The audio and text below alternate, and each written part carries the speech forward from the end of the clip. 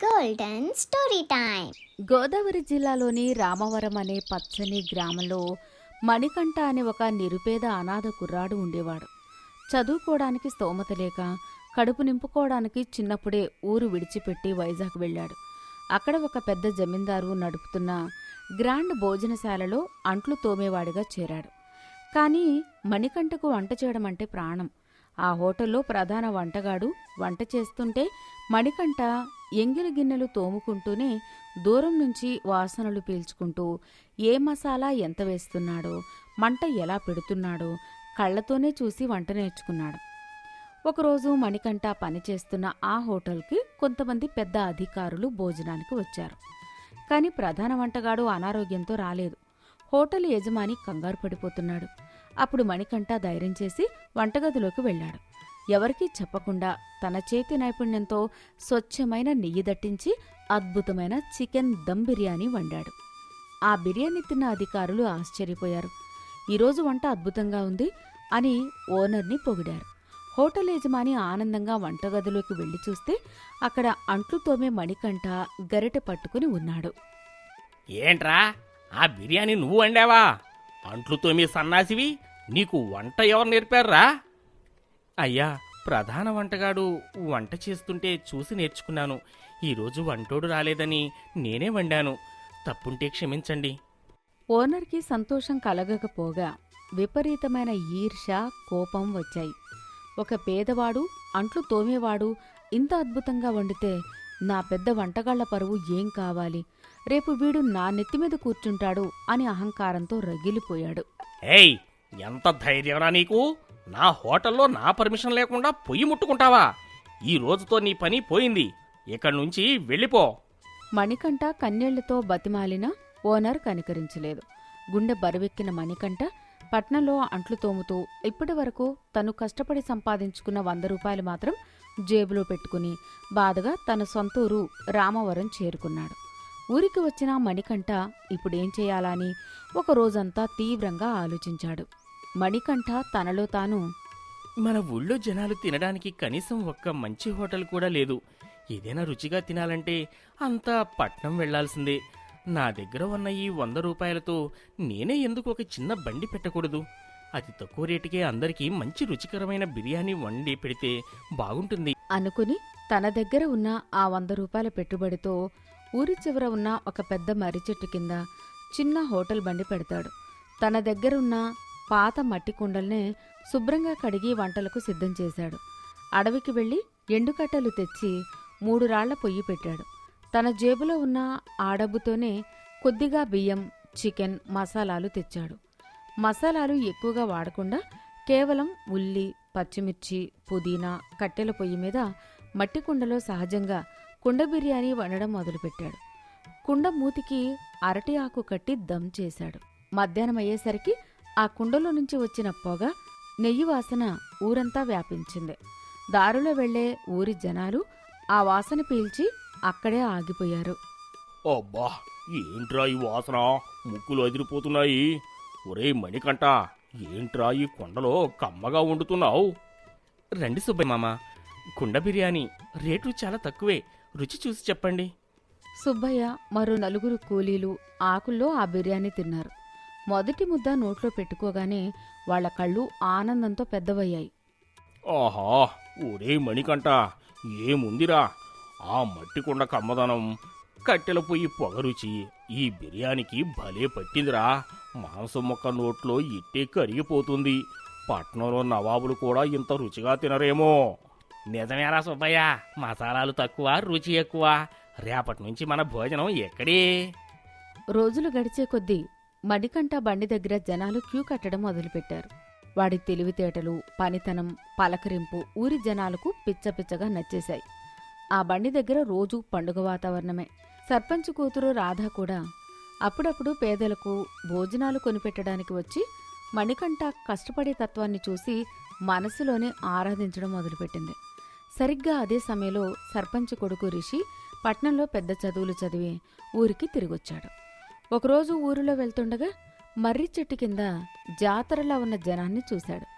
అక్కడే ఉన్న పనివాడు రాములు కనిపించాడు. ఒరే రాములు, ఏంట్రా చెట్టు కింద జనం అలా గుమిగూడారు? ఏమైనా నాటకం ఆడుతున్నారా?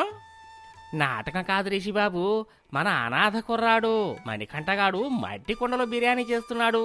రుచి అదరహో, మీరు కూడా ఒక ముద్ద తిని చూడండి. రిషికి ఆ మాట వినగానే ఎక్కడో కాలిపోయింది.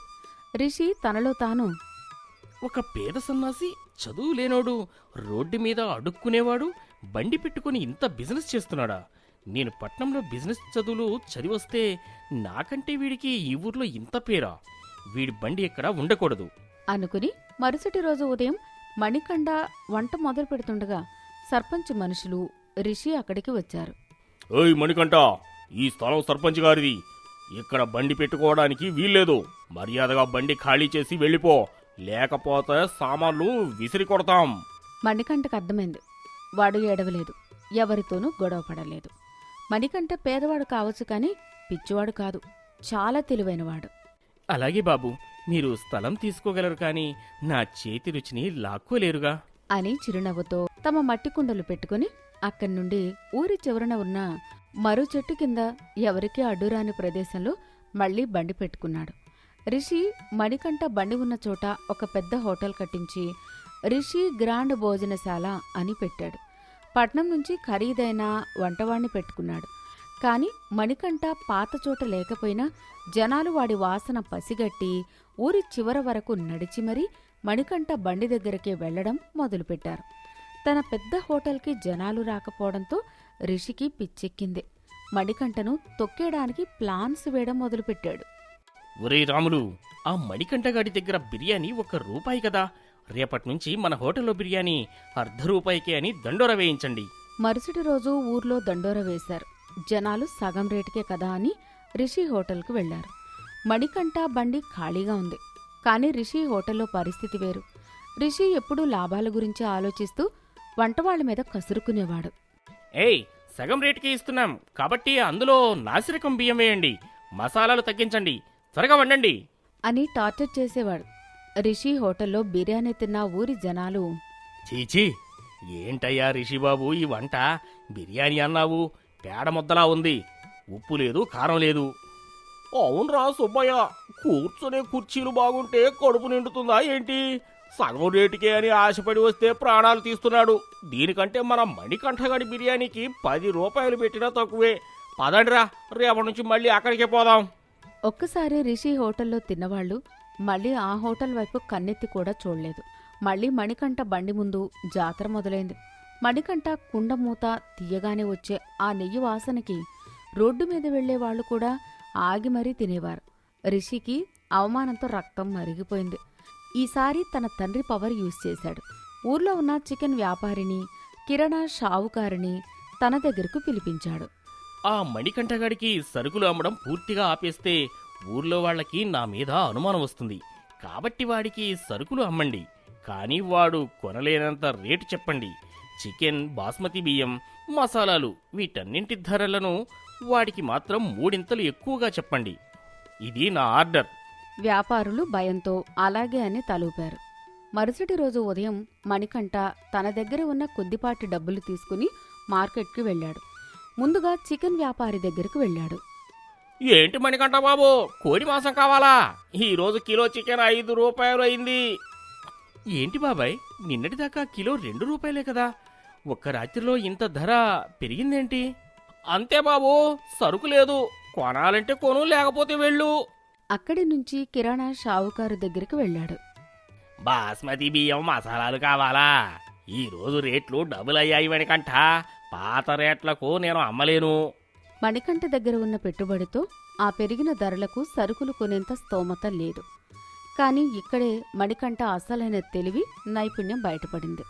మణికంఠ తనలో తాను, చికెన్ రేటు పెంచితే నా చేతిలో కళ ఉంది, ప్రకృతిలో దొరికే కూరగాయల్ని నాకు చికెన్.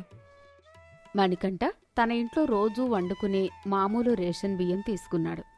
ఊరి చివర అడవిలో విరివిగా ఉచితంగా దొరికే ఒక పెద్ద లేత పనసకాయను కోసుకొచ్చాడు. పనసకాయను శుభ్రంగా కోసి పెద్ద పెద్ద మాంస ముక్కల్లా తరిగాడు. వాటిని పసుపు, ఉప్పు వేసి మట్టి కుండలో నెయ్యితో దోరగా వేయించాడు. సాధారణ బియ్యాన్ని నానబెట్టి అడవిలో దొరికే సహజమైన ఆకులు, పుదీనా వేసి చికెన్ లేకుండానే స్పెషల్ పనసకాయ దమ్ బిర్యానీ తయారు చేశాడు. మధ్యాహ్నమైంది. జనాలు క్యూలో నిలబడి ఉన్నారు. కుండ మూత తీయగానే ఏ చికెన్ బిర్యానీకి రానంత అద్భుతమైన సువాసన ఊరంతా వ్యాపించింది. ఒరే మణికంఠ, ఏంట్రా ఈరోజు వాసన అదరగొడుతుంది? త్వరగా పెట్టు. మణికంఠ ఆకుల్లో వడ్డించాడు. జనాలు మొదటి ముద్ద నోట్లో పెట్టుకోగానే ఆశ్చర్యపోయారు. ఓరోరే, ఏముందిరా, ఈ పనసకాయ ముక్కలు అచ్చం మాంస ముక్కలాగే మెత్తగా కరిగిపోతున్నాయి. చికెన్ బిర్యానీ కంటే ఈ పనసకాయ బిర్యానీ 100 రెట్లు బాగుంది. అవునరా, ఇది కడుపుకి కూడా చాలా తేలికగా హాయిగా ఉంది. రేపటి నుంచి మాకు ఈ పనసకాయ బిర్యానీనే కావాలిరా మణికంఠ. ఈ వార్త క్షణాల్లో ఊరంతా పాకిపోయింది. పనసకాయ బిర్యానీ అద్భుతం అని జనాలు ఇంకా ఎగబడి రావడం మొదలుపెట్టారు. 1 నెల తర్వాత చూస్తే రిషి కట్టిన పెద్ద హోటల్లో ఒక్క ఈగ కూడా వారడం లేదు. కానీ మణికంఠ చిన్న బండి దగ్గర మాత్రం ప్రతిరోజు పండగలా జాతరలా ఉంది. రిషికి ఏం చెయ్యాలో, తన వైఫల్యానికి కారణం ఏంటో అర్థం కాలేదు. వాడు పూర్తిగా ఓడిపోయాడు. రిషికి తన తప్పు మెల్లగా తెలిసొచ్చింది.